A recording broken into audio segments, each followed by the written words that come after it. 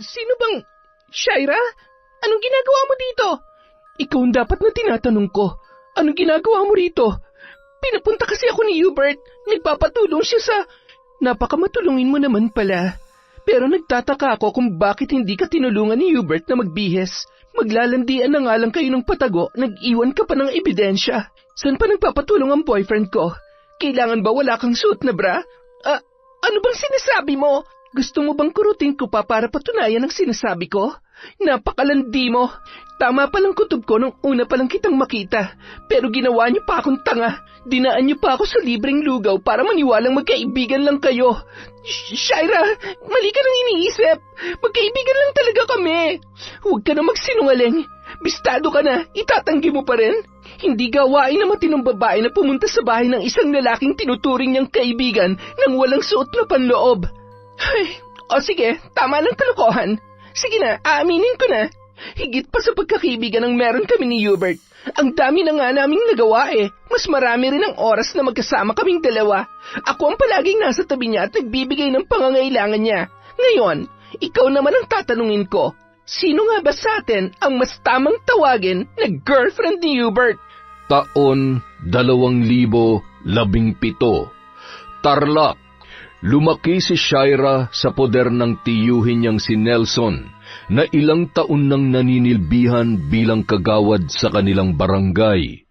Nag-iisang kapatid yon ng kanyang ama, kaya nang pumanaw ay si Nelson na ang naging legal guardian niya mula nung 13 taong gulang pa lamang siya. Wala na kasing ibang mapag-iiwanan sa kanya at yun na lamang ang malapit niyang kamag-anak. Sa katunayan, may umampon sa tiyuhin niya nung yun ay bata pa lamang, kaya iba ang ginagamit na apelyido kumpara sa kanya, na dala ang pangalan ng kanyang ama. Dahil may kalumaan na ang bahay na iniwan ng kanyang mga magulang, giniba na lamang yun para maibenta ang lupa at ang tiyuhin niya na ang namahala roon. Wala naman siyang alam sa bentahan, kaya ipinaubaya na lamang niya yon sa mag-asawa. Sila na rin ang tumayong mga magulang niya at sumuporta sa kanyang pag-aaral. May asawa si Nelson at maayos naman ang pakikitungo noon kay Shaira.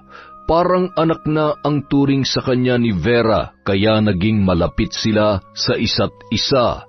Hindi na kasi nagkaanak ang mag-asawa dahil nagpabasektomy si Nelson, ngunit hindi alam ng dalaga ang dahilan kung bakit yun nangyari. Sa katagalan, napagtanto ng dalaga na hindi naman pala talaga gusto ng kanyang tiyahin na doon na siya nakatira at pakitang tao lamang ang naging pakikitungo noon sa kanya. Sa pagtungtong ng dalaga sa kolehiyo, 1 taon na lamang sana ay makakapagtapos na siya nang magkaroon siya ng nobyo na si Hubert. Nagkakilala ang dalawa sa computer shop na madalas niyang puntahan tuwing gumagawa ng school projects at kung ano-ano pa dahil wala naman silang computer o laptop sa bahay. Tagabantay doon ang lalaki. Natipuhan siya noon kaya kinuha ang number niya pati na rin ang kanyang pangalan sa social media. Doon sila nagsimulang mag-usap. Naging magkaibigan ang dalawa hanggang sa manligaw na ang binata. Dahil bawal pang magkaroon ng boyfriend si Shaira hanggat hindi pa siya nakakapagtapos ng pag-aaral, ay inilihim niya kina Nelson at Vera ang tungkol sa tunay nilang relasyon ni Hubert. Hindi naman siya nahirapan doon dahil kahit isang beses ay hindi pa nakaharap ng mga yon ang kanyang nobyo. Hanggang kailan ba natin itatago ang relasyon natin? Hanggang sa pwede na ako mag-boyfriend. Ano? Ibig sabihin, maghihintay pa ako kung kailan ka makakatapos ng pag-aaral? Shaira naman, ang tagal pa nun. Pero hindi pa talaga pwede. Kapag sinuway ko sina Tito Nelson, sigurado patitigilin nila ako sa pag-aaral. Ayoko namang mangyari yon, Hubert. May pangarap ako, alam mo yon. At hindi ko yun magagawa kung wala nang susuporta sa pag-aaral ko. Puro sarili mo na lang ang iniisip mo. Paano naman ako? Tayo. Mahal naman kita eh. At hindi lang para sa sarili ko tong ginagawa ko. Para sa'yo rin kung tayong dalawa talaga magkakatuluyan. Bakit ikaw? Ayaw mo bang bumalik sa pag-aaral? Kung may pera lang ako, matagal na ako nakatapos. Buti ka nga may nagpapaaral sa'yo eh. Yun na nga ang punto ko. Hindi lahat ng tao nabibigyan ng pagkakataong makapag-aral ulit. Kaya sana naman maintindihan mo ko. Nakakapagkita pa rin naman tayo at madalas nagkakasama kahit sikreto lang ang relasyon natin, di ba? At hindi rin ako nakikipag-date kahit kanino. Wala akong problema sa loyalty mo. Ang sakin lang, gusto ko rin namang maranasan na ipagyabang na girlfriend kita. Yung hindi ako matatakot na mag-picture kasama ka tapos ipopost sa social media. Naiintindihan ko naman na matagal mo nang gustong gawin yon. Ako rin naman eh. Gustong-gusto kong i-flex na may boyfriend na ako para hindi namang ulit yung mga kakilala ko na gustong manligaw sa akin. Pero konting tiis pa, please. Darating din tayo dyan, okay? Ay, ano pa nga ba? Wala naman ako magagawa kundi pagbigyan ka sa hinihiling mo. Pero sana, pagbigyan mo rin ako sa hihilingin ko sa'yo. Hindi akalain ni Shaira na hihilingin sa kanya ng nobyong si Hubert na may mangyari sa kanila nung araw na yun. Dahil sa pagmamahal ng dalaga ay hindi niya tinanggihan ang kahilingan ng lalaki. Nagpaubaya siya para hindi na sila magkaroon pa ng problema. Akala ni Shaira ay mas lalong titibay ang relasyon nila ni Hubert mula nang ibigay niya ang sarili sa lalaki. Ngunit nayanig ang paniniwala niyang yun ng araw na pumunta siya sa computer shop para magpaprint. Pagbukas pa lang niya ng pinto ay bumungad na sa kanya ang kanyang nobyo na nakaakbay sa isang babae. Sa palagay niya noon ay kaedad lamang yon ni Hubert. Nang mapansin siya ng babae ay kaagad yun nagpaalam para umalis. Tinitigan niya yon nang dumaan sa kanyang harapan pero nakayuko ang babae at mukhang iniiwasan na humarap sa kanya. Sino yun? Ha? Si ano lang yun? Si Chloe. Suki rin dito sa comp shop. Mukhang close na close kayo ah. Bakit tinaakbayan mo siya? Wala yun. Ikaw naman nagsiselos ka kaagad. Magkaibigan kami ni Chloe. Anak siya ng kumare ng nanay ko, kaya close din talaga kami. Hindi ako naniniwala na magkaibigan lang kayo. Ito naman oh, tropa lang talaga kami noon. Promise. Magsabi ka ng totoo, Hubert. Nagsasabi naman ako ng totoo. O sige, ganito na lang. Para mawala yung pagdududa mo, papupuntahin ko siya rito para magkausap kayo. Kailan ka ba pwede? Kunwari na lang, ililibre ko kayong dalawa pero gagawin talaga natin yun para makapagtanong-tanong ka sa kanya. Ikaw nang kumilatis kung magsasabi ba ng totoo si Chloe o hindi. Okay, sige. Kailan mo planong gawin yan? Kung makakaalis ka ng bahay niyo sa Sabado, magkita-kita tayo sa Lumihan, malapit sa school. Okay, basta siguruhin mo lang na makakapunta yung kaibigan mong yon ha? Oo naman. Tsaka wala namang dahilan para hindi ko siya papuntahin. Ito naman, kung may namamagitan sa amin, hindi ko siya iharap sa'yo. Takot ko na lang na mabisto mo ako. Ganon. Takot ka lang na mabisto pero gusto mo lang din na lumandi sa iba. Hindi yun ang ibig kong sabihin. Babe naman masyado mainit yung ulo mo. Meron ka ba ngayon? Wala, delayed ako. Saka pupuyat ko yata to. Ikaw naman kasi, masyado mong pinipressure yung sarili mo. Hindi mo naman kailangan i-perfect lahat ng exam nyo. Sino naman na nagsabi sa'yo na ipe-perfect ko lahat yon? Di ko pa gusto mabaliw, no? Masipag lang ako mag-aaral kasi nga nasanay sina Tito na kasama ako lagi sa high honors. Ayoko mabigo sila sa akin. Natuloy ang kanilang pagkikita at nakilala na rin ni Shaira si Chloe na wala ang pagdududa ng dalaga na mapagtantong natural lamang ang pagiging malapit ni na Hubert at Chloe dahil sa tagal na ng kanilang pagkakaibigan. Dahil doon nakampante na si Shaira, ngunit lingid sa kanyang kaalaman, tunay ang relasyon ng dalawa. Lunes ng umaga, nagluluto si Shaira ng kanyang almusal nang bigla na lamang siyang nakaramdam ng pagkahilo. Nabitawan niya ang hawak na sandok at mabilis na napakapit sa may lababo nang mawalan siya ng balanse. Napapikit noon ang dalaga at nang idilat niya ang kanyang mga mata ay kaagad na napayuko sa lababo nang sunod-sunod ang naging pagduwal niya. Tila hinahalukay ang kanyang tiyan ng mga sandaling yon. Sakto namang kapapasok sa kusina ng kanyang tiyahin na si Vera. Shaira, ano nangyayari sa'yo? Bigla po akong nahilo, tita. Hindi ka ba kumain kagabi? Hindi na po ako naghapunan pagkatapos kong mag-review. Antok na po kasi ako eh. Ay, baka lang dahil sa gutom yan. Hindi ka rin nakakain ng maayos kahapon ng tanghali. Baka nga po. O siya, maupo ka na lang at ako na magluluto ng almusal. May tinapay dyan. Magpalaman ka na lang muna. Magtimpla ka rin ng gatas. Opo, tita. Hindi mo dapat pinababayaan ang sarili mo. Sa susunod na semester, matatapos ka na sa kolehiyo. Alam ko namang nahihirapan ka sa pag-aaral, kaya panay ang pagre-review mo, pero hindi ka dapat nagpapalipas ng gutom. Hindi na po mauulit, tita. Pasensya na po. Nako, yari ako sa tiyuhin mo kapag nagkasakit ka. Alam mo naman yon, parang anak na talaga ang turing sa'yo. Pilit na lamang napangiti si Shaira sa sinabing yon ni Vera. Alam naman niya noon pa na nagpapanggap lamang ang ginang na tanggap siya bilang anak-anakan ni Nelson. Maayos ang pakikitungo noon sa kanya tuwing nasa bahay ang tiyuhin. Ngunit kapag wala yun, lumalabas ang tunay na ugali. Mata pobre at mapanumbat si Vera.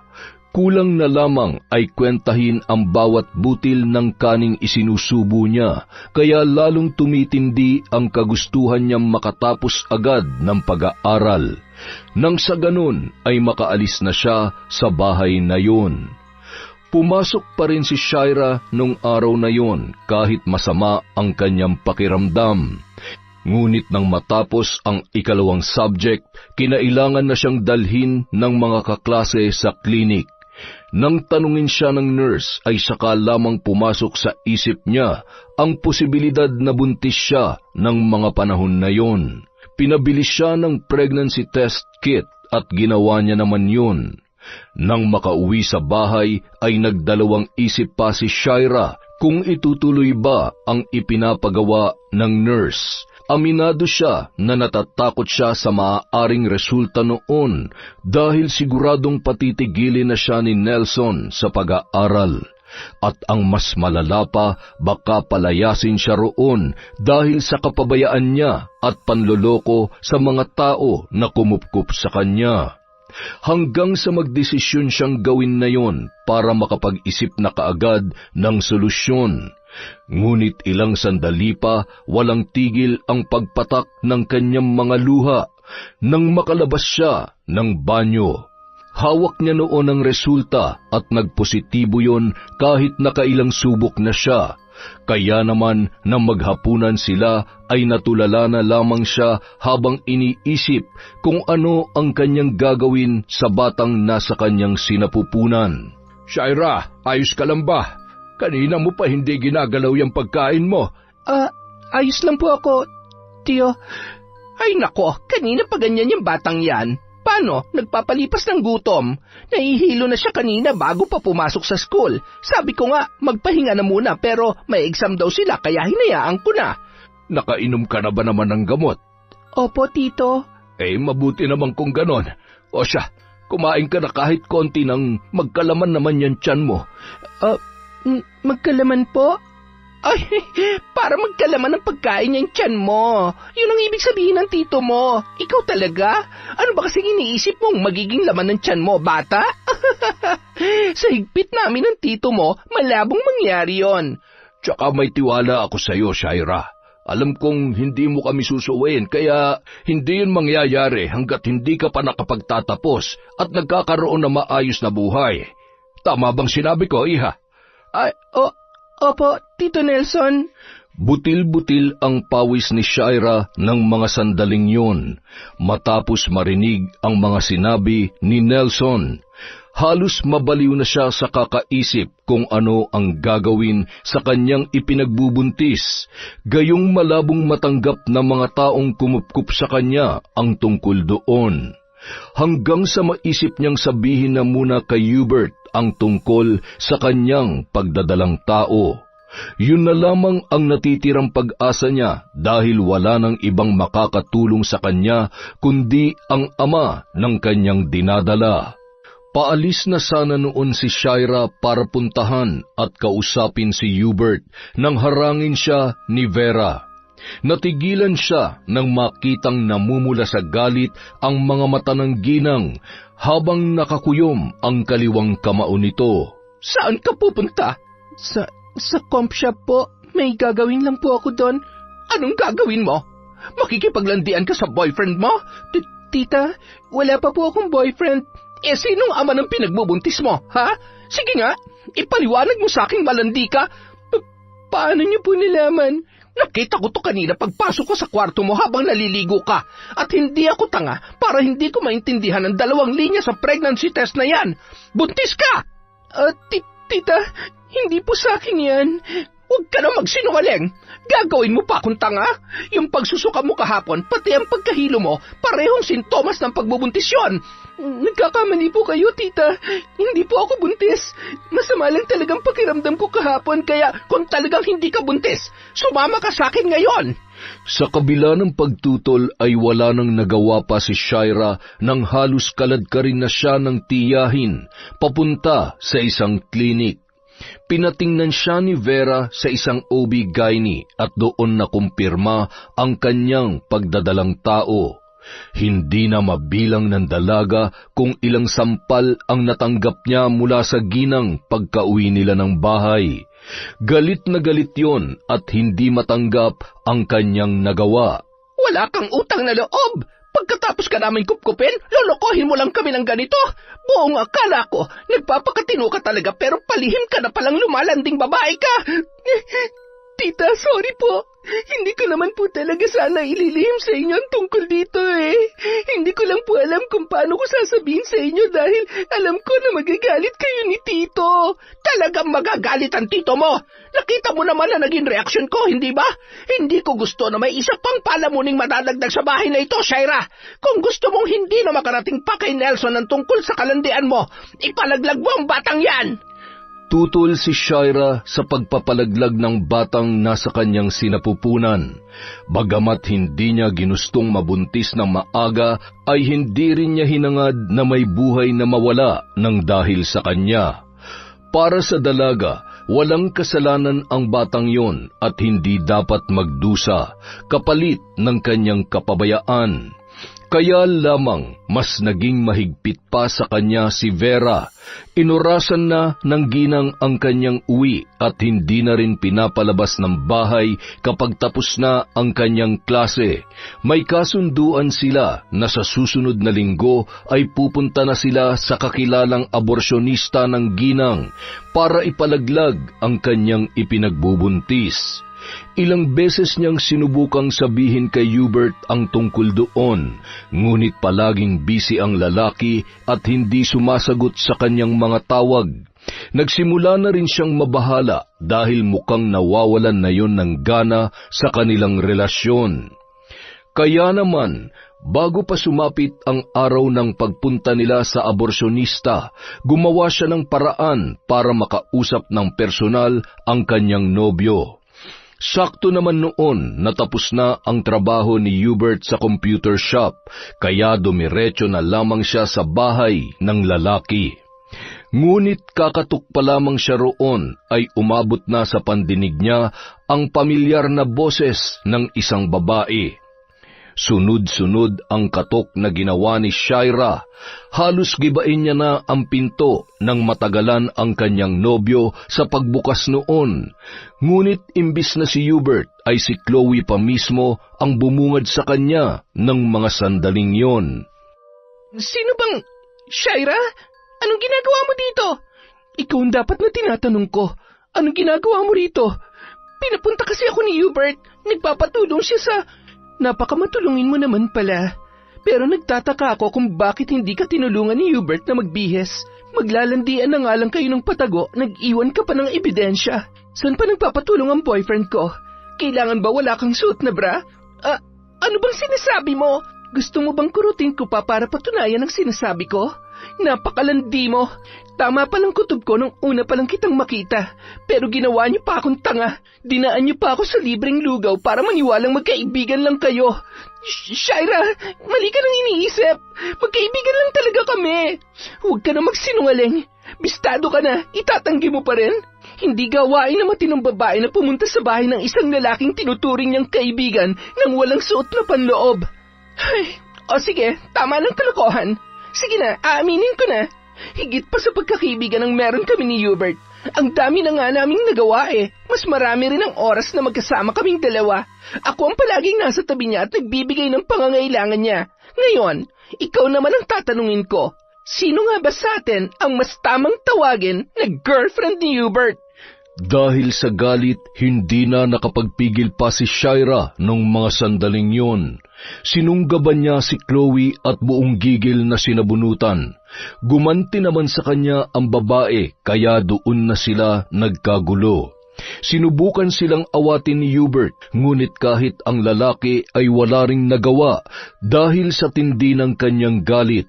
Sa hindi inaasahang pagkakataon ay dinugo si Shaira at agad siyang dinala sa ospital. Doon na nalaman ni Hubert ang tungkol sa kanyang pagbubuntis, ngunit imbis na damayan at bantayan ay mabilis na umalis ang kanyang kasintahan. Dumating naman sa ospital ang tiyuhin niyang si Nelson. Gulat na gulat yon nang malamang siya ay nagdadalang tao. Wala na siyang nagawa kundi aminin ang totoo na palihim siyang nagkaroon ng nobyo. Nung una, nagalit ang kanyang tiyuhin. Halos hindi siya kausapin kahit na nakauwi na sila ng bahay. Mabuti na lamang at ligtas ang batang dinadala niya kahit dinugo siya nung araw na yon. Tinanggap niya ang masasakit na salitang binitawan ng kanyang tiyuhin, na ginatungan pa ni Vera na nagpanggap na wala pang alam tungkol doon. Hindi na siya lumaban, hindi niya ipinagtanggol ang kanyang sarili at tinanggap na lamang na siya ay nagkamali. Ngunit sa kabila ng nangyari, tila nagkaroon siya ng lakas nang magdesisyon ang kanyang tiyuhin na buhayin ang kanyang anak. Itutuloy mo ang batang yan. Susuportahan kita habang hindi mo pa kaya magtrabaho. Pero kailangan mo pa rin tapusin ang pag-aaral mo. Paano papasok yan? Siguradong pag-uusapan siya sa school kapag nalamang nagdadalang tao na siya. Tito, baka po pwedeng dito na lang muna ako sa bahay. Ako na lang po ang gagawa ng lahat ng gawain dito. Ayoko na pong pumasok. Kapag lumaki na po ang tiyan ko, malalaman na rin ng mga kaklase ko na buntis ako. Takot ka naman pala mabuntis. Di sana naisip mo yan bago ka nagpagalaw sa boyfriend mo. Teka, nasa na nga palang lalaking yon? Papuntahin mo siya rito. Gusto ko siya makausap. Tito, yun na nga po ang problema ko eh. Hindi na po niya sinasagot yung mga tawag ko. Ang totoo po niyan, siyang dahilan kaya ako na ospital. Pinuntahan ko siya sa bahay niya para sabihin magkakaanak na kami pero naabutan ko doon yung kaibigan niya. Doon ko lang po nalaman na hindi lang pala sila magkaibigan dahil matagal nang may namamagitan sa kanilang dalawa. Iyan na nga bang sinasabi ko eh. Paano na ngayon yan? Sinong tatayong ama ng bata ngayon tinakasan ka na ng boyfriend mo? Ang tanga-tanga mo kasi.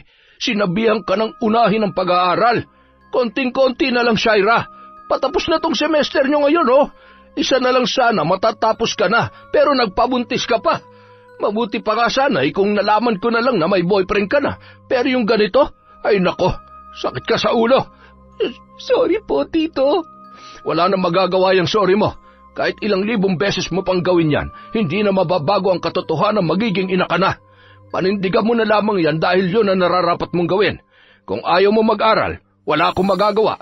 Alagaan mo na lang ang sarili mo at siguraduhin may papanganak mo na maayos yung batang yan. Opo, Tito. Sisiguruhin ko pong malusog ang bata at kapag nakapanganak na po ako, maghahanap na po ako ng trabaho para hindi kami maging pabigat sa inyo. Ay, saka mo na isipin yan. Ang mahalaga, hindi ka nakunan kanina kahit napaaway ka sa babae ng boyfriend mo. Sana naman natauhan ka na. Baka naman bukas konting suyo lang ng lalaking yun ay bumigay ka na naman. Hindi na po, Tito. Tinakbuhan niya na ako dahil ayaw niya ng responsibilidad. Hindi niya kaya magpakaama sa anak ko kaya hindi na ako magtitiwala at babalik pa sa kanya. Dapat lang. Gamitin mo yung kokote mo dahil sayang lang ang pinampapaaral ko sa'yo. Sinagot ni Nelson lahat ng gastusin sa pagbubuntis ng kanyang pamangkin.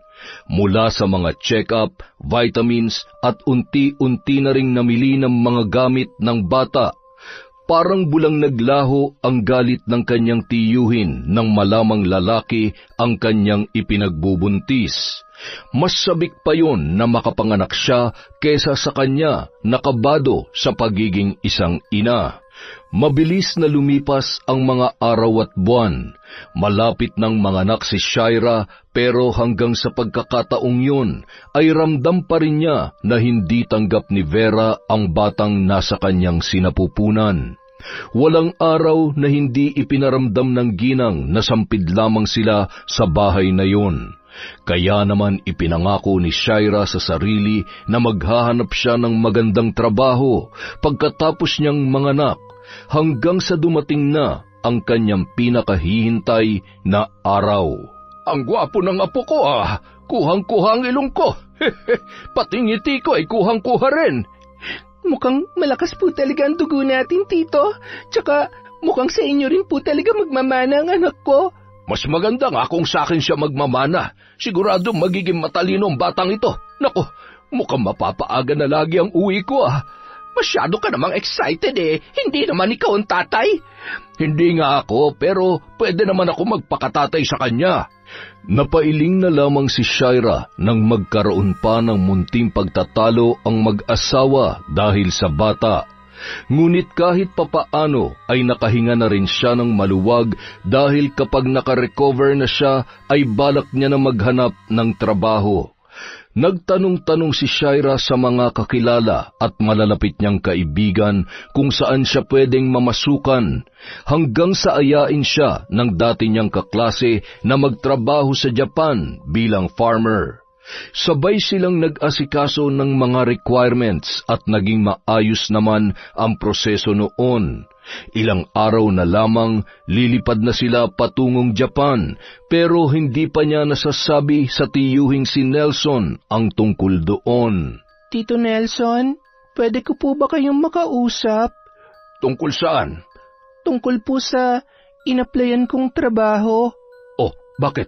Natanggap ka na ba? Opo, Tito. Ang totoo nga po, next week na ang alis namin. Ay, teka, saan ka ba nag-apply? Sa Japan po, Tito. Ano? Sa Japan? Paano na si JJ? Kukuha na lang po ako na mag-aalaga sa kanya tapos magpapadala na lang po ako buwan-buwan para sa gastusin ng bata. Biglaan naman yata yan. Hindi mo man lang ako sinabihan na sa Japan ka pala nag-apply. Wala namang problema kung ikukuha mo ng taga-alaga ang bata. Tsaka matitingnan-tingnan naman siya ng tita Vera mo. Pero ikaw, ayos lang ba sa'yo na mapalayo ka sa anak mo? Kailangan ko pong kayanin para mapaghanda na magiging kinabukasan niya, Tito. Ay, ikaw ang bahala. Mag-iingat ka na lang doon at lagi mo kaming tatawagan para alam namin kung ano nangyayari sa'yo. Opo, Tito. Natuloy sa Japan si Shaira kasama ang kaibigan niyang si Kylie. Maayos naman ang tinitirhan nila roon. Bagamat nahihirapan sa trabaho ang babae dahil yun palang ang unang beses na namasukan siya, ay tiniis niya ang pagod at pananakit ng katawan para may maipadala sa Pilipinas. Madalas tumatawag si Shaira sa tiyuhin niyang si Nelson para mangumusta at kausapin ang kanyang anak kahit na hindi pa yon nakakaunawa. Gusto niya lamang maging pamilyar ang bata sa kanyang boses kahit nasa malayo siya, hanggang sa hindi na malaya ni Shaira na ilang taon na pala ang nakalipas. Nang mga panahong yun, 4 na taon na si JJ at nag-aaral na rin sa daycare nang magdesisyon siyang umuwi ng Pilipinas.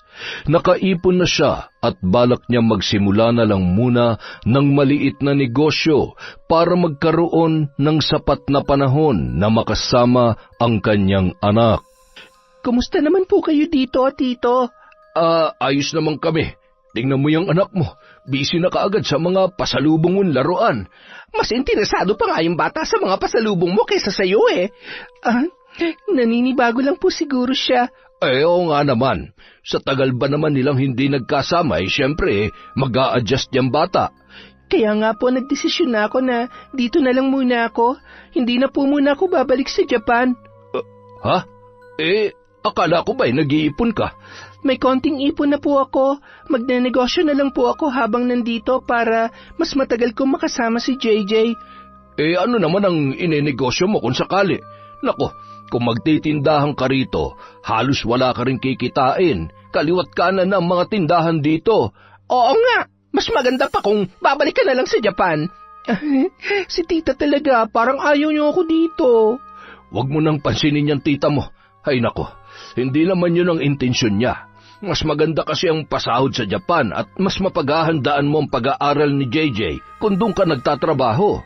Babalik pa rin naman po ako pero sa ngayon, gusto ko muna makasama ng matagal si JJ. Baka kasi pag tumagal pa, hindi na ako makilala ng anak ko eh.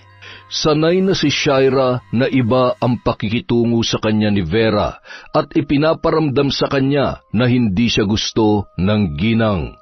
Ngunit ang kanyang ipinagtataka ay kung bakit pakiramdam niya hindi na rin gusto ni Nelson na naroon siya sa bahay ng mag-asawa. Inobserbahan niya ang dalawa sa ilang araw na pananatili niya roon at doon niya unti-unting naunawaan kung bakit ganon ang naging pakikitungo sa kanya ng kanyang tiyo Nelson. Tuwing inaasikaso niya si JJ para pakainin o paliguan, palaging nakikialam sina Nelson at Vera. Nung una, naunawaan niya yun, dahil yun pa lamang ang unang beses na papaliguan niya ang anak matapos ang ilang taong pagkakawalay nila. Pero ng mga sumunod na araw, palagi na siyang inuunahan na mag-asawa na parabang ayaw na siyang palapitin sa bata. Hanggang isang araw, may napansin si Shaira sa gamit ng kanyang anak. Inisa-isa niya ang mga notebook at papel ng bata, ngunit pare-pareho ang apelyidong nakikita niya at hindi yon ang ipinarehistro niya noon. Dahil naguguluhan sa nangyari, nagdesisyon siya na kausapin na lamang ang tiyuhing si Nelson. Tito, may itatanong po sana ako sa inyo. Ano yon? Pinalitan niyo po ba yung apelido ni JJ? Nung tinuturuan ko kasi siyang magsulat ng pangalan naisip kong ipasulat sa kanya yung apelido ko. Alam mo naman hindi ko naranasang magkaanak, hindi ba? Yun ay dahil wala akong kakayahan. Baug ako, Shaira. Nung nakita kong apelido ko na ginamit ng bata, abay, napakasarap pala sa pakiramdam. Pero hindi niya pwedeng makasanayan yon, Tito. Nakita ko lahat ng activities niya sa school at apelyido niyo nakalagay. Sabihin niyo sa akin ng totoo. Kung mapalitan man ang apelyido ni JJ, ano naman na masama ron? Pamilya pa rin naman tayo, hindi ba?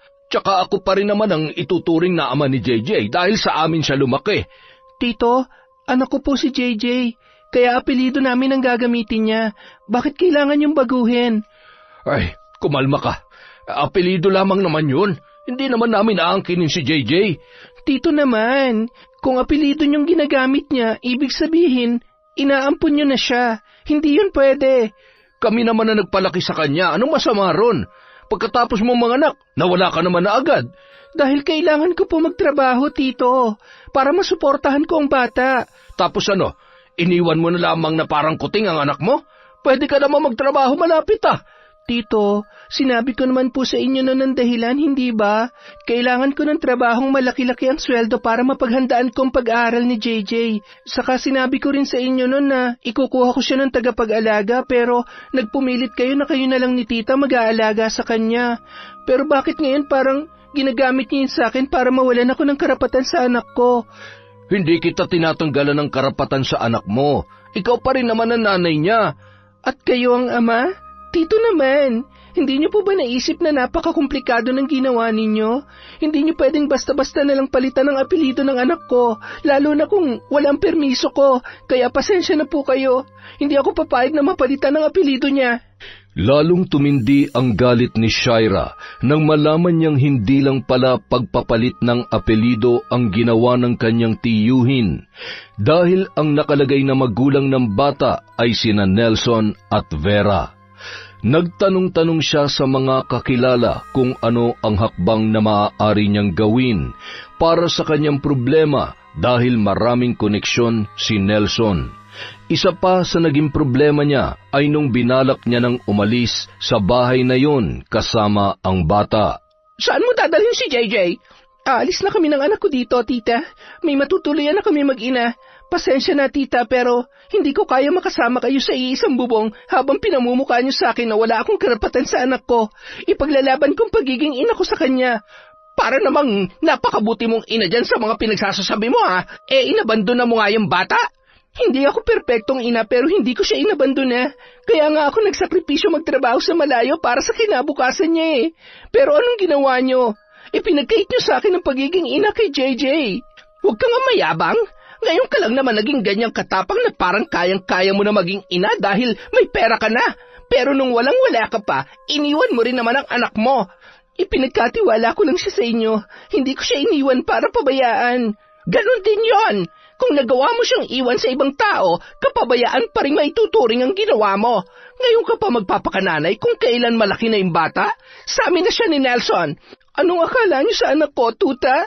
Hindi siya nahihingi at hindi ko rin siya ipinamimigay. Kung ipipilit niyo yung gusto niyo, magkita-kita na lang tayo sa korte. Wala nang nagawa pa sina Nelson at Vera nang umalis siya sa bahay na mag-asawa at lumipat na lamang sa inuupahan niyang apartment. Kumuha na lang siya ng kasambahay para may mag-aasikaso ng ibang gawain at mapag-iiwan sa anak niya habang abala siya sa pag-aasikaso ng problemang sinimulan ng kanyang tiyuhin. Samantala, kung inaakala ni Shaira na ayos na sa mag-asawang Nelson at Vera ang pagbawi niya sa bata, taliwas naman yon sa tunay na nangyari nang lisanin nila ang bahay ng kanyang tiyuhin. Halos magwala sa galit ang lalaki nang mapagtantong wala na roon ang batang si JJ. Buisit, hindi ako papayag na mapalayo sa akin ang batang yon. Anak na ang turing ko sa kanya. Bakit naman hinayaan mo basta na nang kunin ng babaeng yon ang anak natin? Pwede ba, Nelson? Sisisihin mo pa talaga ako sa nangyari? Ginawa ko naman ang lahat para pigilan sila mag-ina. Pero alam mo sa sarili mo kung sino mas may karapatan sa bata. At hindi tayo yon. Anong ibig mo sabihin, ha? Na tinatanggap mo na lang na mawawala na sa atin si JJ? Nelson naman, napamahal na sa akin ang batang yon, kaya bakit ko naman gugustuhin mawala siya sa poder natin at mapunta sa buwisit mong pamangkin? Hindi ako papayag na hindi natin siya mabawi. Paano nga? Ano bang laban mo Illegal naman ang ginawa mong pagpapalit ng apelyido ng bata. Tuturuan ko ng leksyon si Shaira. Wala siyang utang na loob. Matapos ko siyang tulungan mula nung maulila siya sa mga magulang niya, ganito pang igaganti niya sa akin? Tama yan, na mabawasan naman ang kayabangan ng pamangkin mo. Nagkapera lang kala mo kung sino ng mataas ang narating sa buhay. Alam mo ba kung saan sila nangungupahan ngayon? Hindi, pero madali na lang malaman yan. Tanungin mo yung driver ng tricycle na sinakyan nila nung naghakot sila ng gamit. Nagtanong-tanong si Nelson sa mga tricycle driver sa kanilang barangay para malaman kung sino ang naghatid sa kanyang pamangkin sa bago nung tinutuluyan. At hindi naman siya nabigo nang mapagtantong kumpare pa niya ang driver ng nasakyan ni Shaira. Pinuntahan niya ang address ng tinitirhan ng kanyang pamangkin para makita ang bata. Makukuha rin kita, anak. Hintayin mo lamang si Papa. Nung araw ding yun, nagtungo si Nelson sa kaibigan ng kumpare niya na kailan niya lamang nalaman na isa palang mambabarang. Kung titingnan kasi ang lalaki ay parang ordinaryong tao lang din, tulad nila na nakikipag-inuman, sumasama sa kung saan-saan at minsan ay tumatambay pa sa sugalan.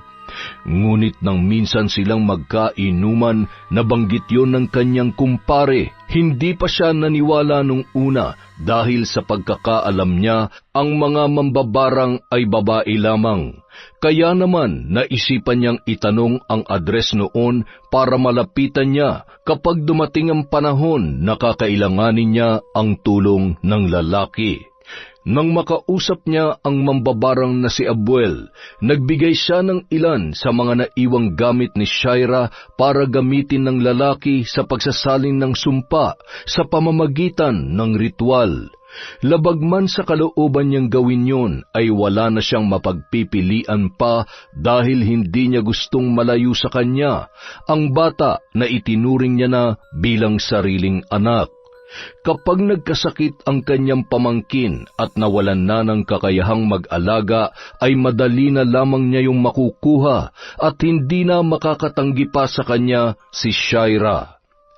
Kinabukasan, habang nag-aasikaso ng mga pinamiling damit ng anak na si JJ, ay bigla na lamang napahinto sa ginagawa si Shaira nang maramdaman ang pagkirot ng kanyang ulo. Kaagad siyang napaupo at napahawak sa upuan nang maramdaman niyang tila susubsob na ang kanyang muka sa sahig.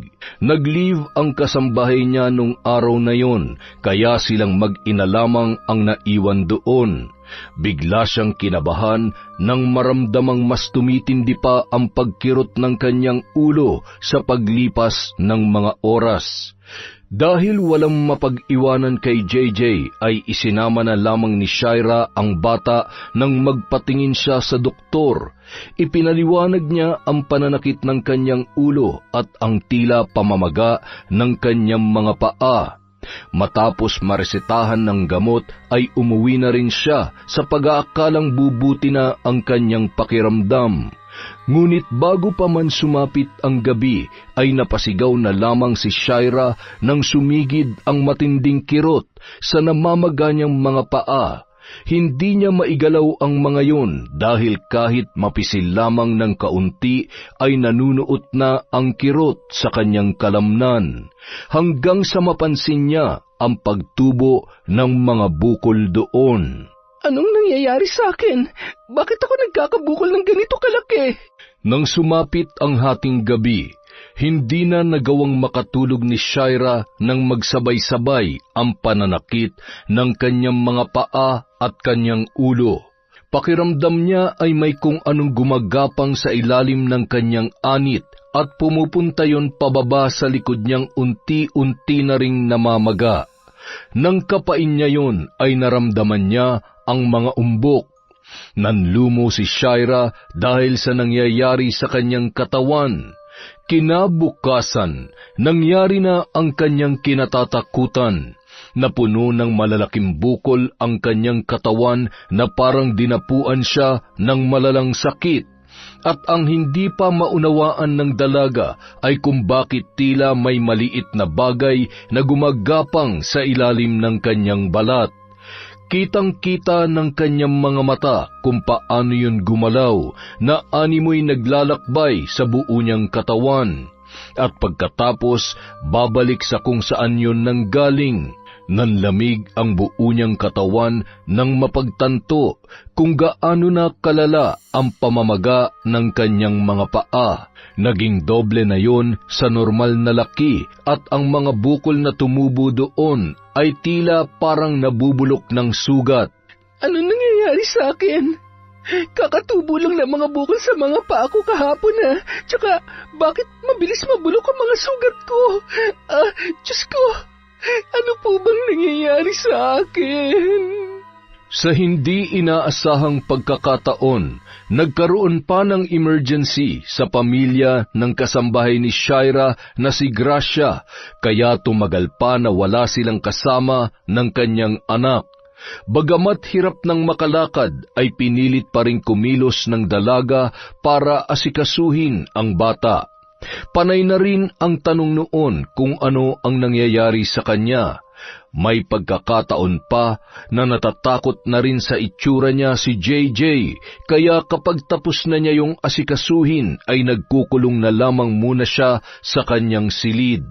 Hindi niya magawang lumabas ng bahay sa ganoong kalagayan dahil baka pagtawanan siya o di kaya naman ay kaawaan.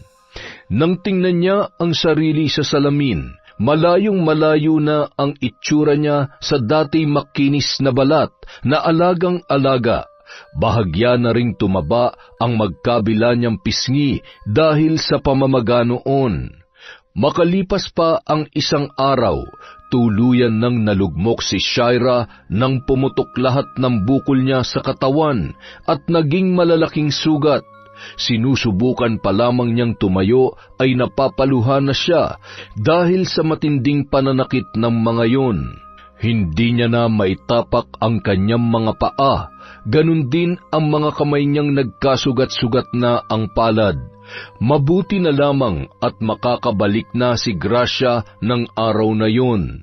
Ngunit bago pa man makarating ang kasambahay, nagulat na lamang siya nang biglang dumating doon si Nelson para kunin ang kanyang anak. Tito, anong ginagawa niyo? Bitawan niyo ang anak ko. Hindi mo na siya maaalagaan sa kalagayan mo, kaya sa amin na muna siya. Isipin mo naman ang kanyang kapakanan. Hindi niyo siya pwedeng kunin. Pabalik na si Gracia ngayon, kaya dito lamang ang anak ko. Mas gugustuhin mo pa talaga na ibang tao mag-alaga sa kanya kaysa sa amin na kadugo niya? Kadugo niya nga kayo, pero alam kong may intensyon kayo na ilayo sa akin ang anak ko. Mag-isip-isip ka nga, Shaira. Paano ka magpapakaina kung mismong sarili mo hindi mo kayang ingatan? Sa tingin mo magkakaganyan ka kung hindi ka naging pabaya? Kaya bago pa mapahamak ang anak mo, hayaan mo na siya sa amin ni Vera. Hindi ako papayag. Kukunin ko siya sa inyo. Ako ang mas may karapatan sa bata, kaya ako magdedesisyon kung saan siya dapat mapunta. Wala nang nagawa si Shaira nang tangayin ni Nelson si JJ sa kabila ng kanyang pagtutol.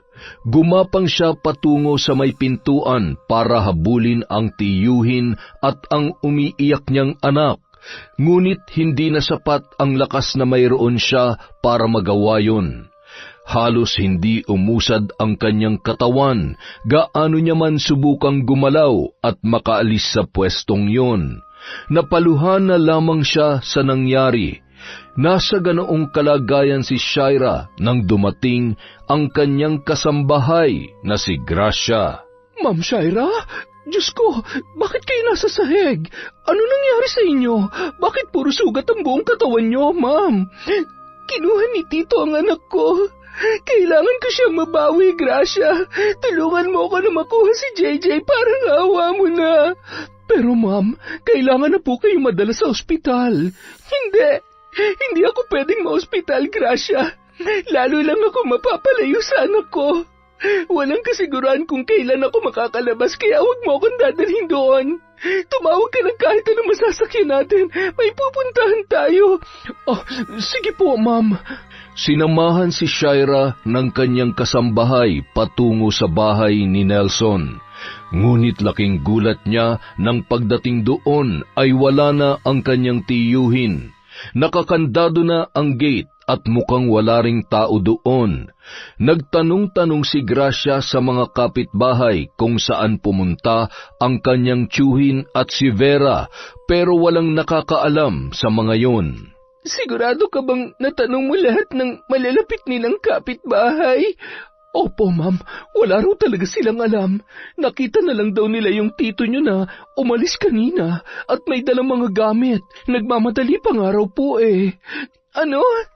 Ibig sabihin, sinadya nilang kunin ang anak ko para itakas? Hindi pwede. Hindi ito pwede, Gracia.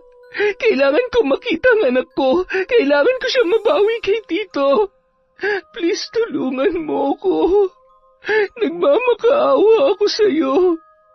Tulungan mo akong mahanap siya. Hindi ko na alam ang gagawin ko kapag tuluyang napalayo sa akin si JJ. Ma'am, gusto ko po kayong tulungan, lalo na't napalapit na rin sa akin si JJ, pero hindi ko naman po kilala ang tiyuhin niyo kaya wala akong ideya kung saan sila nagpunta. Kayo, ma'am, baka may kakilala pa kayo na pwede niyong pagtanungan. Wala akong kilalang kaibigan ni Tito Nelson, pero makakapagtanong-tanong pa tayo. Hindi tayo uuwi hanggat... Gracia! Ang sakit ng tiyan ko! Sobrang sakit! Ma'am, mukhang kailangan ko na po kayong dalhin sa ospital. Huwag na po kayong tumanggi. Kailangan yung gumaling para mahanap si JJ. Sa kabila ng pagdadalawang isip, ay pumayag na rin si Shaira na magpadala sa ospital. Ngunit kahit ilang doktor na ang tumingin sa kanya, ay tanging pansamantalang lunas lamang ang kayang ibigay ng mga yon para hindi niya maramdaman ang matinding pananakit ng katawan, dulot ng mga nabubulok niyang sugat. Kulang na lamang ay saktan niya ang mga nurse na naglilinis ng mga yon tuwing dumadampi ang mga gamit na panlinis. Sa kasamaang palad, kahit inabot na si Shaira ng halos 3 oras sa ospital, ay wala pa ring nangyayari. Wala pa ring nagbabago sa kanyang kalagayan, hanggang sasabihan na siya na kailangan na niyang ilipat sa ibang ospital para matukoy kung ano ang kanyang sakit. Hindi raw kasi yun kaya ng mga doktor sa ospital na pinagdalhan sa kanya ni Gracia. Ngunit imbis na magpalipat ng ospital ay nagpahatid na lamang siya sa paupahan. Ma'am, ilang araw ko na po itong iniisip pero nag-aalangan po akong sabihin sa inyo. Ano yun? Huwag mo sabing aalis ka na dahil nandidiri ka na sa itsura ko. Naku ma'am, hindi po ganon. Alam ko pong mahirap ang sitwasyon nyo ngayon at kung ibang tao lang ang nasa katayuan ko, baka nagpaalam na sa inyo. Pero hindi po yun ang naiisip ko. Habang tumatagal kasi parang nakikita ko sa inyo nangyari sa tiyahin ko noon. Bakit? Ganito rin bang sakit niya? Nagkasugat-sugat din po ang buong katawan niya pero bago nangyari yun, tinubuan muna siya ng malalaking bukol. Sabi pa ni Chang, may mga pagkakataon daw na parang may mga maliliit na insektong gumagapang sa loob ng balat niya at nung lumala pa ang kalagayan niya, naglabasan ng mga itim na uod sa mga sugat. Mga uod? Ibig sabihin, nagkaroon ng uod yung mga sugat niya? Ganun na nga po, ma'am. At sa katunayan, may ilan na po akong nakita sa mga sugat niyo sa paa kanina. Napansin ko po yun nung mahulog ang mga uod sa kama pero inalis ko agad dahil iniisip ko na baka magpanik kayo kapag nakita niyo mga yun. Ano ba kasi nangyayari sa akin? Bakit kahit mga doktor hindi ako kayang pagalingin? Paano ko pa mahanap ang anak ko kung mamamatay na lang ako ng ganito, Gracia? Ma'am, sa tingin ko po, hindi na doktor ang kailangan ninyo. Anong ibig mong sabihin? Hindi ko po alam kung maniniwala kayo pero sa tingin ko, sa albularyo na kayo dapat nagpapagamot. Naniniwala naman ako na magaling ang mga doktor dahil pinaghirapan nilang lahat bago nila matutunan ang panggagamot pero may mga sakit din na hindi nila kayang matukoy at gamutin, ma'am. Gaya po ng sakit nyo ngayon. Kung pareho kayo ng tiyahin ko, isa lang po ang ibig sabihin noon. May nagpapabarang po sa inyo. Natigilan si Shaira sa sinabi ng kanyang kasambahay. Hindi kasi siya naniniwala sa mga albularyo at mas lalong hindi siya naniniwala sa barang. Pero dala ng depresyon ay nagtiwala na lamang siya kay Gracia. Dinala siya ng babae sa isang maliit at liblib na baryo sa Karatig probinsya para hanapin ang albularyong makakagamot sa kanya. Tinatawag raw ang matanda bilang si Caselia. May usap-usapan na galing yon sa kinatatakutang pamilya ng mambabarang sa lugar na yon, kaya wala ni isa sa mga residente roon ang sumubok na galitin o kalabanin ang matanda. Pagpasok pa lamang nila sa bakuran ni Caselia ay ramdam na nila ang kakaibang presensya na hindi nila maunawaan kung saan nagmumula. Malala ng kalagayan niya. Bakit ngayon mo lang siya dinala dito? Caselia? Manggagamot daw po kayo? Caselia, tulungan niyo po ako na gumaling ang sakit ko. Parang hindi ko na po kakayaning tumagal pa ng ilang araw sa sobrang sakit ng buong katawan ko. Wala pang lumapit sa akin na hindi ko napagaling, iha. Isa pa, may mga pumunta na rin dito noon na pareho sa kalagayan mo, kaya matutulungan kita. Talaga po? Ma'am, magagamot ka na rin sa wakas.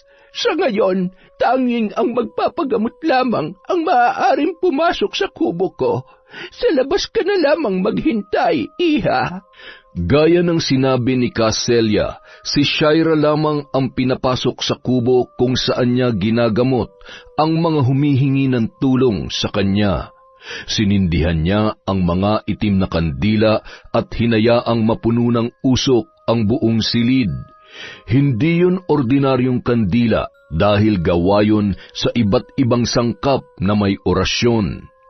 Nanlaki ang mga mata ni Shaira nang makitang nagtatalunan ang mga uod palabas sa kanyang mga sugat na parabang naiirita sa usok na bumabalot sa buong silid. Huwag kang matakot. Normal lang na lumabas ang mga uod na yan mula sa mga sugat mo dahil may gamot ang usok na nagmumula sa mga kandilang sinindihan ko. Gagaling na po ba ako pagkatapos nito? Hindi agad-agad, iha. Kailangan ko pang malaman kung paano yan nangyari sa'yo at kung sino ang nagpapabarang sa'yo. Kung ganon, totoo nga po na may nagpapabarang sa akin?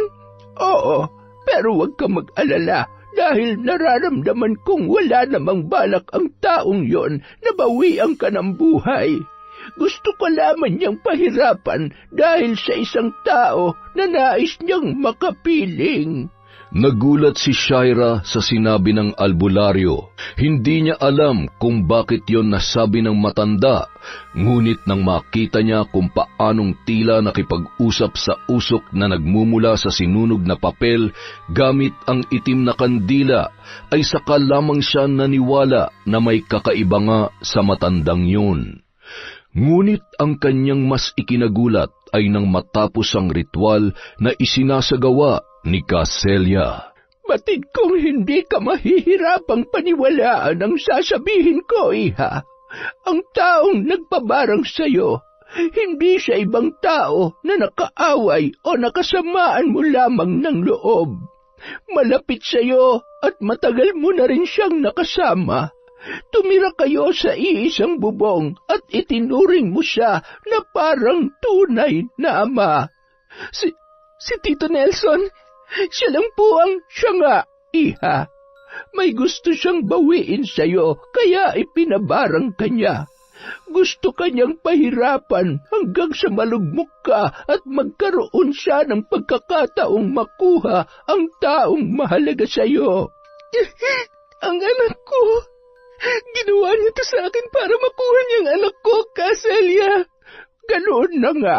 Sa ngayon, ang magagawa ko lamang ay gamutin ka at alisin ang sakit na dumapo sa iyo dahil sa mambabarang na kinausap ng tiyuhin mo.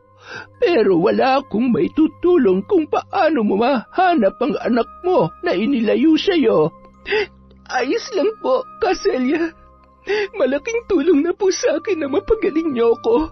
Kailangan po manambalik ang lakas ko para mahanap ko si JJ. Magagawa mo rin yon, iha. Ngunit bago ang lahat, kailangan muna nating tapusin ang nasimulan ko kanina. Gusto mo bang ibalik ko sa mambabarang na kinausap niya ang sakit na pinadapo niya sa'yo? Umiling lamang si Shaira. Hindi niya gustong pahirapan ang mambabarang na kinausap ng kanyang tiyuhin dahil hindi naman yon gagawin ng taong yon kung hindi ipinagawa ni Nelson. Ang taong nais niyang makaranas ng parehong paghihirap ay walang iba kundi ang kanyang tiyo. Kung ganon, gusto mong ibalik ko ang barang sa tiyuhin mo? Opo, Caselia. Gusto ko po siyang turuan ng leksyon sa ginawa niya sa akin. Ako po may karapatan sa anak ko kaya hindi niya po pwedeng kunin sa akin si JJ. Hindi ko naman po sana ipagdadamot sa kanila yung bata kung hindi lang nila ako niloko. Naiintindihan kita, iha. Hindi ako nandito para husgahan ang dahilan kung bakit ka umabot sa ganyang desisyon. Kaya sige, gagawin ko ang gusto mong mangyari. Ano po bang magiging kapalit noon kung sakali? ang buhay mo. Po? Nagbibiro lamang ako. Wala akong hihilingin kapalit sa panggagamot ko, pero maaari kang magbigay ng donasyon para sa mga batang tinutulungan ko rito sa barangay. Binibilhan ko sila ng mga gamit sa eskwelahan at minsan naman ay namimigay ako ng pagkain. Pero kung wala kang maibibigay, wala rin namang problema sa akin. Sa kabila ng sinabi ng matanda, ay hindi pumayag si Shaira na hindi siya makakatulong sa mabuting hangarin ni Caselia. Nagbigay siya ng malaki-laking halaga bilang donasyon matapos siyang mapagaling ng albularyo mula sa malala niyang sakit. Paglabas niya ng kubo ay parang walang nangyari kay Shaira. Naroon pa rin ang marka ng malalaking sugat, ngunit tuyo na ang mga yon at wala na rin ang pananakit ng kanyang katawan. Sinabi sa kanya ni Caselia na mawawala rin ang mga marka ng sugat sa loob lamang ng ilang araw, basta't gagamitin niya ang langis na may halamang gamot para sa kanyang balat. Nagbigay rin yon ng mga herbal na inumin kung sakaling muli siyang makakaranas ng pananakit ng katawan. Ngunit nilinaw ng albularyo na malabo nang bumalik ang sumpa ng mambabarang sa kanya. Tinanggap niya rin ang pangontrang ginawa ni Aling Celia para sa kulam, barang at usog ng ordinaryong tao at mga kakatwang nilalang. Nang tuluyan ng bumuti ang kanyang pakiramdam ay hindi na nag-aksaya pa ng panahon si Shaira. Nagtanong-tanong siya sa mga kapitbahay kung may kilala ang mga yon na kumpare ng kanyang tiyuhin, hanggang sa may nakapagturo sa kanya sa isa rin sa mga kagawad ng barangay na madalas na nakakasama ni Nelson. Nakausap niya ang lalaki, ngunit hindi niya inaasahan nang sabihin noon kung saan nagtungo ang kanyang tiyuhin. Dala-dala ang kanyang anak. Sa Visayas pumunta ang mag-asawa para tuluyan ng mailayo sa kanya ang bata. Mabuti na lamang at may anak yon na nagtatrabaho sa bayan kung saan nagtatago sina Nelson, kaya kahit papaano ay nabuhayan ng loob ang babae. Kaagad na nag-asikaso si Shaira para puntahan sina Nelson at Vera. Kapag natuntun na niya ang mag-asawa ay sa kanya lamang muling makakasama ang kanyang anak. Kaya naman nilakasan na lamang niya ang loob at nilapitan na lahat ng maaari niyang hingan ng tulong para lamang malampasan ang pagsubok na yon sa kanyang buhay. Sa puntong yon ay wala na siyang pakialam kahit na gaano pa kalayo ang kanyang pupuntahan, basta makapiling lamang muli ang kanyang pinakamamahal na anak. Ikaw si Shaira, di ba? Oo, ako nga. Buti nakilala mo ako. Pinakita na kasi ni tatay yung picture mo, saka halos oras-oras siyang nagbibilin sa akin. Wag na wag daw kitang pababayaan dito. Nico nga pala, at your service. Paano ba yan? Alam mo ng pangalan ko eh. Pwede namang kamayan mo na lang ako. Saka na yung kiss pag tayo na. Ha? Siraulo ka rin no? Siyempre biro lang yun, pinapatawa lang kita. Nakwento na kasi ni tatay yung ginawa ng Tito Nelson mo. Alam mo naman yun, kahit magtropa sila nun, pag mali, di niya kinukonsinti. Kaya lang, hinihintay niya talaga na lumapit ka sa kanya kasi hindi ka raw niya makita. Hindi niya alam kung saan ka na nakatira. Nangupahan na lang kasi kami ng anak ko nung umalis kami kina Tito Nelson. Oo nga raw. Ang hirap ng sitwasyon mo. Pero huwag ka mag-alala, hindi ka aalis ng Visayas na hindi mo kasamang anak mo. Tutulungan kita sa abot ng makakaya ko. Pwede mo rin akong jowain bago ka umuwi. Medyo batak na rin kasi ako pagdating sa LDR eh. Parang hindi na joke yun ah. Salamat ah. Napatawa mo ulit ako doon. At tinawanan nga lang. Ay, kailan pa kaya ako siseryosohin ng babae? Alam mo ang drama mo. Tara na nga. Itur mo ako rito. Tulungan mo na lang akong makahanap ng pansamantalang matutuluyan para masimulan ko ng paghahanap sa anak ko. Huwag mo nang problemahin ang tutuluyan mo. Medyo malaki naman yung inuupahan kong apartment. 2 kwarto ron kasi inilalaan ko yun kapag naisipan akong bisitahin ni tatay. Pwede mo munang gamitin yun. Mukhang di ka rin naman magtatagal dito eh. Kesa naman mag-check-in ka pa. Gagastos ka lang. Pero nakakahiya naman sa'yo. Okay lang ba na may iba kang kasama sa unit mo? Baka mailang ka sa akin. Ako? Maiilang? Baka kiligin pa ako. Ha? Di mo ba alam na ang ganda-ganda mo? Bolero? Oo nga, hindi ako nagbibiro. Maganda ka. Pero hindi naman kita popormahan kung may boyfriend ka na. Wala pa akong boyfriend. Ang totoo niyan, hindi na talaga ako nagpaligaw ulit matapos akong takbuhan ng ama ng anak ko. Ah, single mom ka pala. Oo, kaya ako lang ang mag-isang nagtatrabaho para sa amin ni JJ. Kaya nga kahit ayoko siyang iwanan, nagsakripisyo na lang talaga ako para sumahod ng malaki-laki at mas madaling makaipon. Pero hindi ko naman akalain na pagbalik ko dito sa Pinas, mapagkakaitan na pala ako ng karapatan bilang ina sa sarili kong anak. Maling-mali ang ginawa ng tiyuhin mo, kaya kapag nahanap mo na siya rito, sasamahan kita sa pagkuha mo sa anak mo. At kung magmamatigas pa siya, magsasama na tayo ng pulis.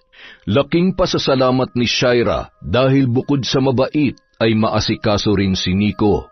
Hindi siya nun itinuring na ibang tao kaya madaling napalagay ang loob niya sa binata. Hindi na niya isinama si Gracia para may maiwan sa paupahan habang hinahanap pa niya ang tiyuhin. Samantala, nung mga sandaling yon ay unti-unti nang umiepekto kay Nelson ang sumpa ng barang na ibinalik ni Caselia sa lalaki. Doble ng naranasan ni Shaira na paghihirap ang mararanasan noon dahil sa kahilingan ng dalaga kaya mas mabilis natatalab ang sumpa. Tanghaling tapat noon at nakikipaglaro si Nelson sa anak-anakang si JJ nang bigla na lamang siyang makaramdam ng matinding pananakit ng ulo. Anong nangyayari sa'yo? Ayos ka lang ba? Biglang sumakit ang ulo ko. Sa init yata to. Uminom ka ng maraming tubig. Alam mo naman tag-init ngayon eh. Pasok muna ako sa kwarto. Ikaw na muna magbantay kay JJ. Bantayan mo mabuti, baka makalabas. Oo na, paulit-ulit mo na lang sa aking sinasabi yan. Pagpasok ni Nelson sa silid ay muntik na siyang mabuwal nang makaramdam siya ng pagkahilo. Napakapit siya sa hawakan ng nakasaradong pinto. Pakiramdam niya ay umiikot ang buong paligid. Hinawakan niya ang magkabilang sentido at marahan yung minasahe. Ngunit makalipas lamang ang ilang sandali ay kaagad niyang naibaba ang mga kamay nang kumirot naman ang kanyang tiyan. Pakiramdam niya ay nilalamukos ang kanyang laman loob sa tindi ng sakit noon. Doon na siya napasigaw at tinawag si Vera para sabihin ang nangyayari sa kanya. Kanina pa ba sumasakit yan? Ngayon lang. Ayos naman ako kanina eh, kaya hindi ko maintindihan kung bakit bigla na lang sumama ng ganito ang pakiramdam ko. Ang mabuti pa, magpatingin ka na sa doktor bago pa man lumalayan. Mabuti pa nga. Pero ako na lang ang pupunta mag-isa. Maiwan ka na rito para may kasama si JJ. Alam mo namang hindi ko siya pwedeng isama sa ospital. Akong bahala sa bata. Masyado ka naman yatang napaparanoid eh. Ang layo-layo ng Tarlac dito sa Visayas. Kahit sa ibang bansa pa tayo pumunta, siguradong hindi titigil si Shaira sa paghahanap sa anak niya. Nagkatinginan ang mag-asawa nang maya-maya ay bigla na lamang umiyak ang bata. Hinahanap nun ang kanyang ina. Kahit anong pagpapatahan ang gawin ni Vera ay nagwawala pa rin yon habang isinisigaw ang salitang mama. Pagka-uwi ni Nelson galing sa ospital ay bigla na lamang siyang nawalan ng balanse. Naramdaman niya ang matinding pananakit ng kanyang mga paa, kaya hinubad niya ang suot na sapatos para tingnan ang lagay noon. Laking gulat niya nang makitang namamagayon at tinubuan na rin ng maliliit na butlig na umabot hanggang sa mga binti ng lalaki. Anong nangyayari dyan? Pinatingnan mo rin ba yan sa doktor? Hindi. Wala pang mga ito kanina. Teka, tingnan mo sa salamin ng mukha mo. May mga butlig na rin. Bakit ka ba nagkakaganyan? Huwag mong sabihin. Hindi ko alam pero hindi kaya ibinalik sa akin ang pagpapabarang ko kay Shaira. Kailangan ko makahanap ng albularyo dito. Aray ko. Baka naman allergy lang yan. Huwag ka muna mag-isip ng kung ano-ano. Magpahinga ka na lang muna. Kapag lumalayan bukas, bumalik na lang tayo sa doktor. Hindi mo naiintindihan eh. Mabilis lang kumalat sa katawan ko ang sakit kung may bumabarang sa akin. Pwedeng bukas hindi na ako makatayo sa higaan dahil pinabayaan ko na lamang mangyari to. Pero alanganing oras na para maghanap pa ako ng albularyo. Kung kaya mo pang tiisin, bukas na bukas din, maghahanap ako ng albularyo dito. Dahil doble ng pagpapahirap kay Shaira ang sakit na pinadapo kay Nelson, oras pa lamang ang lumilipas ay tuluyan ng namaga ang buong katawan ng lalaki. Kinagabihan, hindi na niya magawang tumayo o bumangon man lang sa higaan dahil sa napakabigat na pakiramdam. Kaunting dampi lamang sa balat ay napapahiyaw na siya sa sakit. Kinabukasan, napilitan si Vera na iwan na lamang muna si JJ sa bahay para maghanap ng albularyo. Nang araw ding yun, natukoy na ni Shaira at Nico ang address ng bahay na tinutuluyan ni Nelson at Vera, kaya agad silang nagtungo roon. Sunod-sunod ang naging pagkatok ng dalaga sa pinto, ngunit walang nagbubukas. Naghintay pa sila ng ilang sandali. Maya-maya pa, nagulat na lamang si Shaira nang si JJ mismo ang nagbukas ng pinto para sa kanya. Sabik niyang niyakap ang anak na kaagad pumalahaw ng iyak nang siya ay makita roon. Halos ayaw nang bumitaw sa kanya ng bata matapos niya yung kalungin. Uuwi na tayo, anak. Isasama ka na ni Mama. Hindi na tayo ulit magkakahiwalay. Shay, hindi naman sa nanghihimasok ako pero hindi ba dapat kausapin mo muna ang tiyo mo bago mo isama si JJ pabalik sa Tarlac? Pagkakataon mo na rin para masabi sa kanya kung ano nararamdaman mo. Nang silipin ni Shaira sa silid ang tiyuhin niyang si Nelson, hindi niya napigilang mapaluha nang makita ang kalunos-lunos na kalagayan ng taong itinuring niyang ama sa loob ng mahabang panahon. Kukunin mo na ba si JJ? Huwag mo siyang ilayo sa amin. Parang awa mo na, Shaira. Mahal na mahal kayo ng anak ko, kaya ayoko rin mapalayo siya sa inyo, pero masyado po kayo naging makasarili. Pinagkaitan niyo ako ng karapatang maging ina, kaya umabot tayo sa ganito, Tito. Kinuha niyo lang nga ang anak ko, hindi pa kayo nakontento. Ipinabarang niyo pa ako. Ano po bang nagawa ko sa inyo para parusahan niyo ako ng ganun? Gusto ko lang naman makasama si JJ. Patawarin mo ko, Shaira. Patawarin mo kami ng Tita Vera mo. Masyado lamang napamahal sa amin si JJ, lalo na sa akin dahil kamukha siya ng namatay kong anak. Pagkasilang pa lamang ni JJ, napakagaan na ng loob ko sa kanya at halos ayaw ko na siyang bitawan. Sa ganoong paraan ko lang uli naramdaman ang pagiging ama ko. Kaya patawarin mo sana ako sa nagawa ko sa iyo. Magpagaling po kayo, Tito, at bumalik kayo sa Tarlac. Pagdating niyo ron, saka po tayo mag-usap ulit. Huwag kayong mag-alala, hindi kami lalayo ni JJ.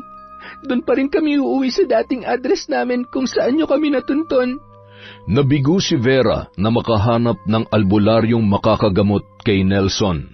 Ginabi na siya ng uwi dahil ilang manggagamot na ang kanyang pinuntahan, pero ni isa sa mga yun ay walang makakatulong sa kalagayan ng kanyang asawa. Ngunit pagdating niya sa bahay, laking gulat niya nang makita si Nelson na nakatayo na at nag-aasikaso ng pagkain sa kusina. Maayos na ba ang pakiramdam mo? Paano ka nakatayo? Hindi ko na kailangan ng albularyo ngayon. Medyo mabuti na ang pakiramdam ko. Hindi pa gaanong nawawala ang mga sugat ko pero nawala na ang pamamaga. Si JJ, nasaan? Ay, kinuha na siya ni Shaira. Nanggaling siya rito kanina. Ano? Bakit mo ibinigay ang bata? Huwag ka nang magalit. Anak niya naman yun eh. Tama si Shaira. Siya ang mas may karapatan sa bata, kaya kumalma ka na muna. Bukas na bukas din, babalik na tayo sa Tarlac. Marami tayong aayusin. Sa kabila ng pagtutol ay wala na ring nagawa si Vera nang ipaliwanag ng kanyang asawa ang kanilang sitwasyon. Sinabi na rin sa kanya ni Nelson na nakahingi na yon ng tawad kay Shaira at gusto nang makipag-ayos sa kanyang pamangkin para matapos na ang gulo sa kanilang pagitan. Kaya naman, Kinabukasan din ay bumiyahe na sila pabalik sa Tarlac para harapin ang iniwan nilang problema. Samantala, bago bumiyahe sina Shaira ay inaya siya ni Nico na kumain sa isang disenteng restaurant para makapag-usap pa sila kahit sandali lamang. Di na ba magbabagong isip mo? Bakit naman magbabago? Dahil sa akin. Joke lang yan. Alam mo, mula nang dumating ako rito, wala ka ng ibang ginawa kundi landiin ako. Yung totoo, jowang-jowa ka na ano? Di naman. Pero matagal na akong walang girlfriend, tsaka hindi rin ako nanliligaw. Baka naman bakla ka talaga kaya hindi ka nanliligaw. Biro lang yon. Sus, gumaganti ka. Baka gusto mo magkaroon pa ng isang anak para patunayan ko sa iyong hindi ako bakla. Hoy, ang bastos ng iniisip mo ha? Joke lang yun. Pero sige, sorry. Alam mo, kapag matagal mo ako nakasama at nakausap, masasanay ka na sa akin. Medyo may pagkabastos lang tong bibig ko, pero hanggang dun lang yun. Makapagpatawa lang. Siya nga pala, Nico. Salamat sa tulong mo ha. Hindi ko alam kung paano ako makakabawi sa'yo. Simula nung dumating ako rito, ikaw nang tumulong sa akin. Pinatira mo pa ako sa inuupahan mo ng libre. Pinakain mo pa ako.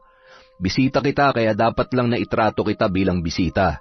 Pero di naman siguro kalabisan kung makikipagkaibigan ako sa iyo, hindi ba? Hindi na ako magpapaligoy-ligoy pa, Shaira. Gusto kong mas makilala ka pa.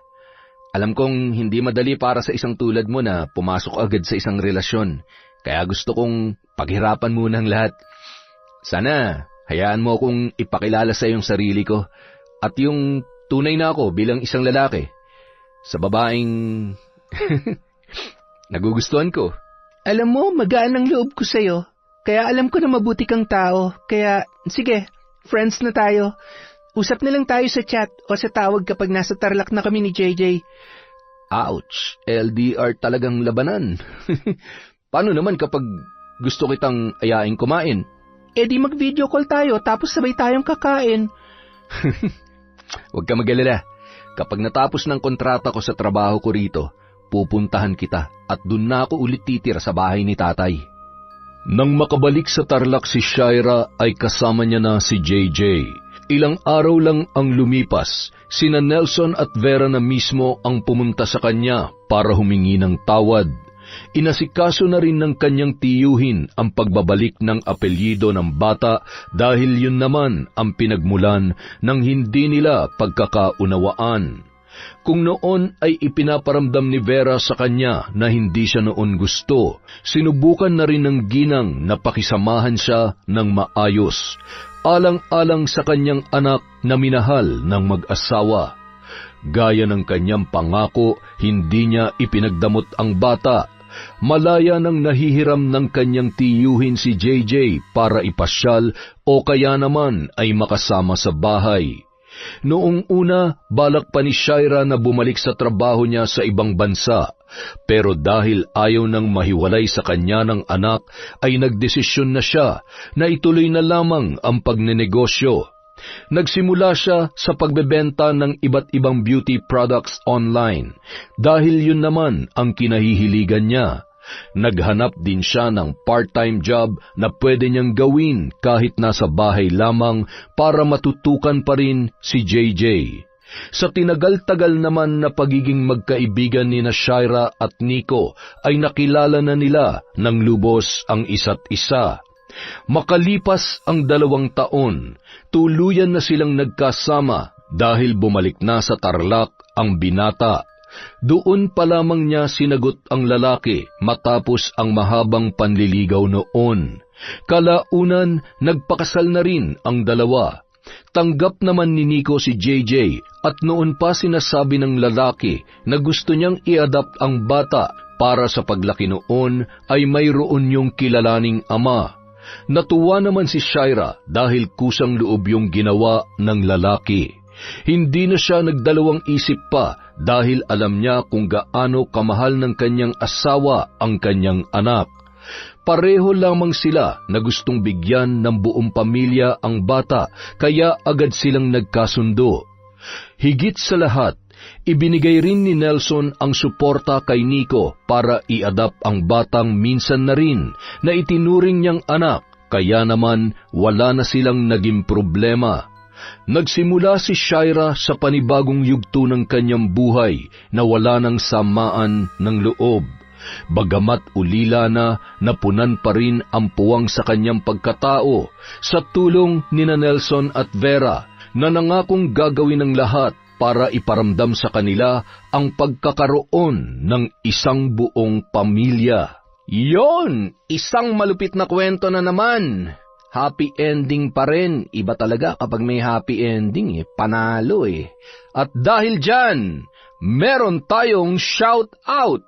Simulan natin kay Maria Cecilia Aquin, kay Jason Lumbang, kay Desiree De Los Santos, kay Celestina Siguya, kay Robert Crimen, hello po kay Kat Burglar Cutie, hi kay Beth Mercado, shout out po kay Kata Leja Soto, kay Betty Velasco, kay Chris Alcantara, hi kay Agripina Balza, Honey Austria, Mystery Channel, kay Charlene Gumansing, hello po kay Gemma, kay D. Jonah Angelica, hi din po kay MD Lintejas, kay Mercy Grace Shooting, kay Lalisa Cutie, hello po kay Cynthia Mortensen, hi kay Vilma Bautista, kay Elizabeth Hardenil, kay Janice Zemato, hi po kay Christy Gaitan, shout out din po kay Chat Advincula, kay Vicky Abut, kay Cherry Mukbang ASMR, hello po kay Baga Foro Nene, kay Richel Vasquez, kay Lynette Reparado, hi po kay Josie Aniban, kay Manisan Mamot Mapadtaya, hello kay Chrisjel Mamado, kay Avic Fernandez, happy birthday kay Russell from Febe Ranyada, hello po, Bekenemen. Shoutout po kay Emma Bardillon, kay Alma Naong, kay Chikiso, kay Belinda Cofuentes, hi kay Jessie, Cyan, Andrea, Aljes, Jason, Jefferson, pati na rin sila Junjun at Margot from Jessica Sobremonte. Shoutout po kay Susan Manalo, kay Maria Lagnada, kay Marjorie De Quilla, kay Mary Grace Grefalja, kay Gemma De Ocampo, kay Edgardo Fontanilla, hello po kay Pearly Del Rosario, kay Analie Valliega, kay Mira, kay Bicolanang Magayon. Shout out po kay Ami Viray sa Daloso, Kaunes family of Tacloban, Leyte, from Lynn, Kaunes. Hi po kay Janica Dulnuan, kay Jang Nancy, kay Catherine Fantinaldo, kay Elizabeth Pamintuan, kay Roslyn Jimenez, Rai Asodisen Cerilla, kay Jerlyn Arbado, kay Annalyn Queriones, sorry po, naghang si Enteng. Hi po kay Malu Suklan ng Cuenca, Batangas, Mount Makulot, from Ana Lagrosa. Hi po kay Heli Borja, kay Angelina Ignacio, kay Monica Nieves, kay Aida Sikander. Hi din po kay Merly Amistad, kay Roxanne Gaudicos, kay Hana Maylin Sesgundo, shout out kay Rian Paule, kay Floresita Flores, kay Gemma Liagas, hello po, Boss Manny Maniego, Emma Dumato, Rochelle Barnacha, kay Aneng Lee from Qatar, hello po kay Adrian, Sean Samuel at Sebastian from Chonchamcheb, hello po kay I Love Traveled, kay Margie Camarinid, hi kay Shauma TV, sana po tama po yung pagbasa ko. Hi din po kay Amy Bog, kay Pureza Tagiwalo, kay Mea Espiritu, kay Rose Ann Rama, kay Melve Cervera. Hello po, shout out kay Pamela Allen, kay Kim Bara, kay Gay Somojo, Sheena Enriquez, Ison at Cristobal family of Maguindanao, from Josie Joy Ison. Hello po sa inyo dyan, mag-iingat po tayo palagi.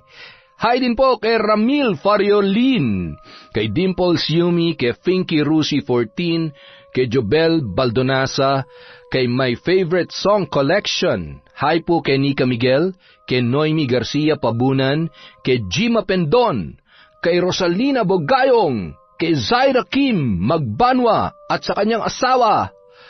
Yun lang po. Maraming salamat po sa walang sawang pagsuporta sa Kwentong Enteng.